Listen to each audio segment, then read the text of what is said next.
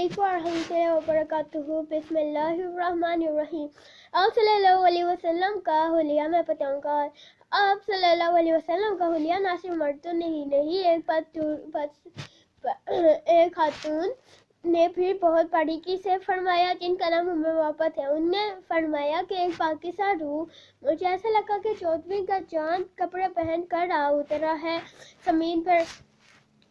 چمکتا چہرہ، خوبصورت جسم، پیٹ بھرا ہوا نہیں کہ بدصورت لگے، انتہائی حسین و جمیل، انتہائی خوبصورت، سر کے بال اڑے ہوئے نہیں یعنی کنچے نہیں، وہ اتنے خوبصورت تھے کہ میں جدھر سے دیکھتی حسن ہی حسن نظر آتا تھا۔ وہ اتنے خوبصورت تھے کہ سر سے پاؤں تک حسن ان کا غلام تھا۔ وسیم اسے کہتے ہیں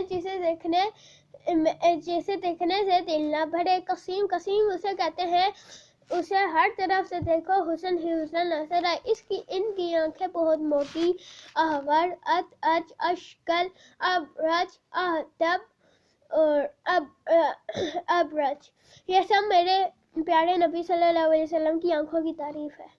ان کا ایک ہی مطلب ہے کہ ایسی خوبصورت آنکھیں اللہ تعالیٰ نے کسی کائنات میں کسی اور کی نہیں بنائی، بلکہ بڑی لمبی، گھنی، سرخ ٹوٹے آنکھوں میں بہت خوبصورت داڑھی بڑی خوبصورت تھی، آواز میں جادو تھا، آواز میں کشش تھی، بات کرتے تو ایسا دل کھینچتا تھا، بولتے تو نور چھا جاتا تھا، جب خاموش ہوتے تو وقار چھا جاتا تھا۔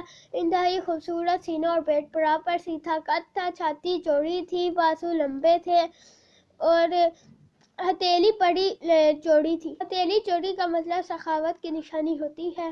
بازو لمبے تھے، پاؤں اتنے نرم تھے لگتا تھا کہ ان پر تیل لگایا ہوا ہے، اور پانی ان سے یوں سانچے چلا جاتا تھا، کندھے جھکا کر چلتے تھے۔ اللہ اکبر، سبحان اللہ۔ میرے پیارے نبی صلی اللہ علیہ وسلم کو فرشتے سلام کرتے تھے اور وہ اتنی عاجزی سے چلتے تھے، جو دیکھنے میں ایسا زین ہو، اس سے پیار کیوں نہ کیا جائے۔ سبحان اللہ، اللہ اکبر۔ آپ وسلم پر لاکھوں کروڑوں درود و سلام۔ آپ صلی اللہ علیہ وسلم پر میری جان، میری والدین کی جان قربان ہو۔ السلام علیکم ورحمۃ اللہ وبرکاتہ۔ اللہ حافظ، جزاک اللہ خیرا کثیرا۔